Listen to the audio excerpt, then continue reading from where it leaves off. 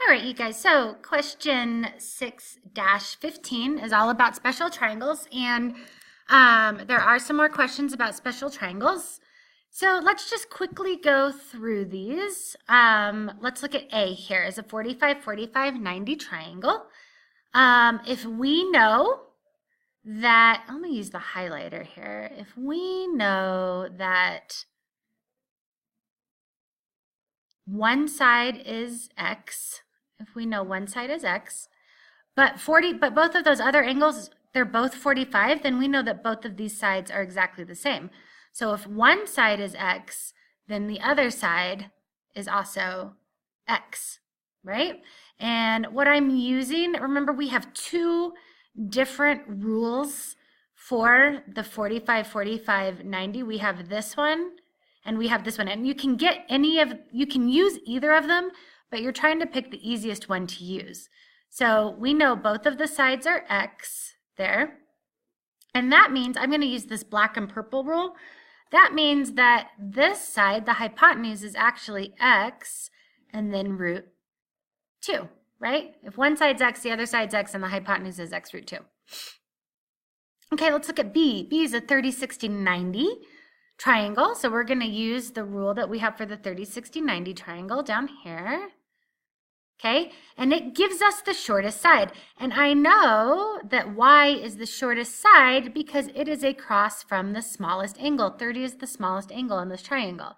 So if that is Y, then the hypotenuse is 2 times that side. The hypotenuse is 2Y.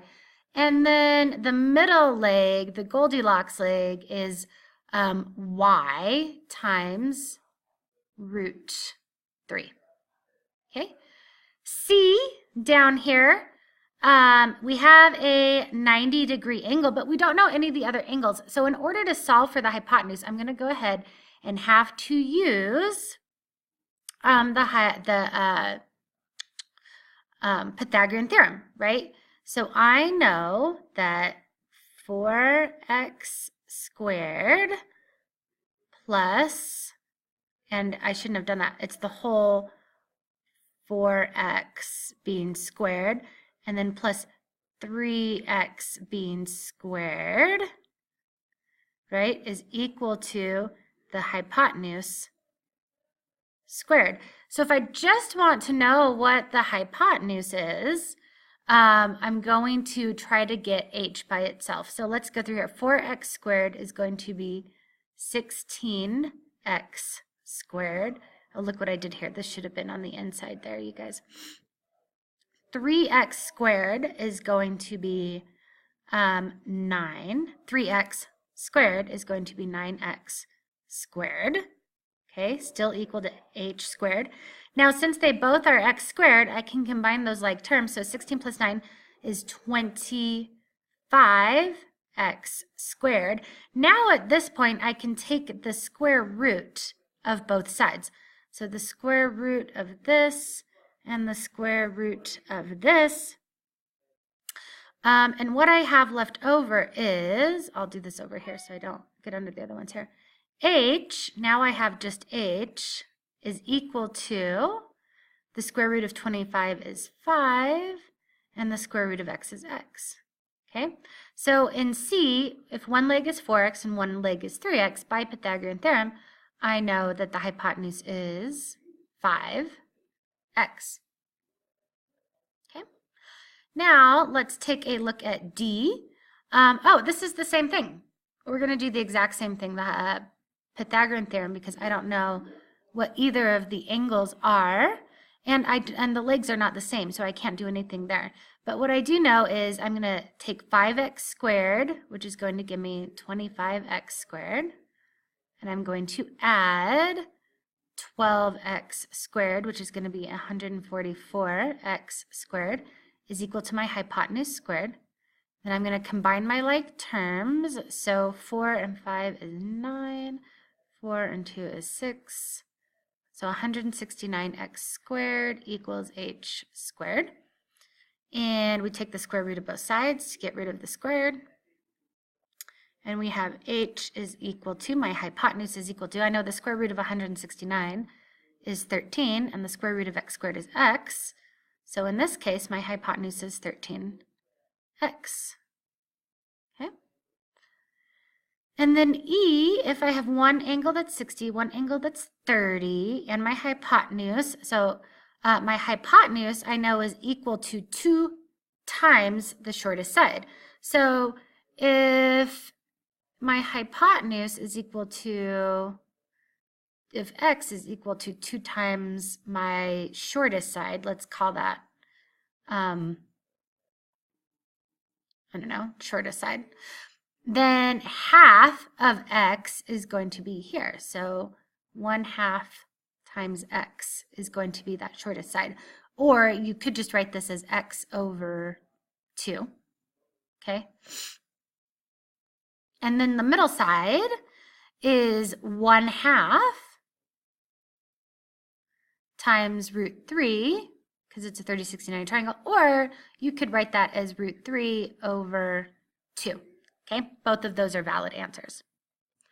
All right, you guys, so this next one's really important. I feel like this is the question on the test that you're going to struggle with.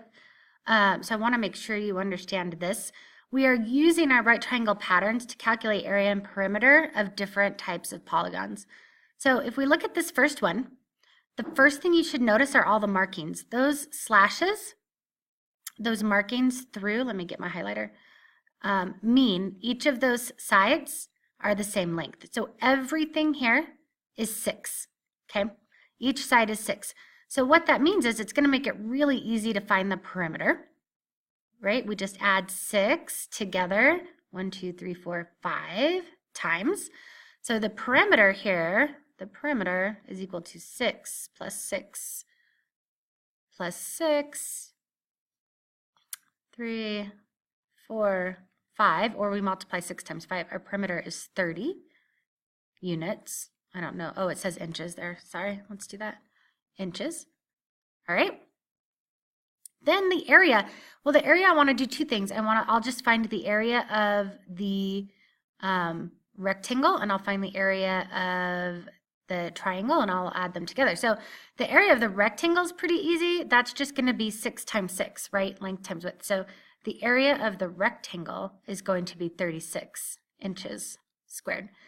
The area of the triangle is going to be a little bit different, because in order to find it, I first have to figure out what the area of what the height is in order to find the area, because the formula for the area of a triangle is 1/2 the base times the height. Well, the base of that triangle is 6, so right away I know I have 1/2 times 6, but I have to figure out the height. That one I drew in blue. So if I draw that height down, which means I'm cutting that top angle in half, it means I now have, I'm going to redraw this triangle, but I'm going to draw it as half of this triangle. Okay? I know that this is now 30 degrees, and which makes this 60 degrees because this is 90 degrees. I know that this side is 6, and I know that this side is 3, which makes sense because I cut that side that was 6 in half, and I'm using the rules for 30, 60, 90 triangles. So this side is going to be 3 root 3. So the height of my triangle is 3 root 3. So I now have 1/2 times the base, which is 6, times 3 root 3. Okay, so let's do this one at a time. 1/2 of 6 is 3.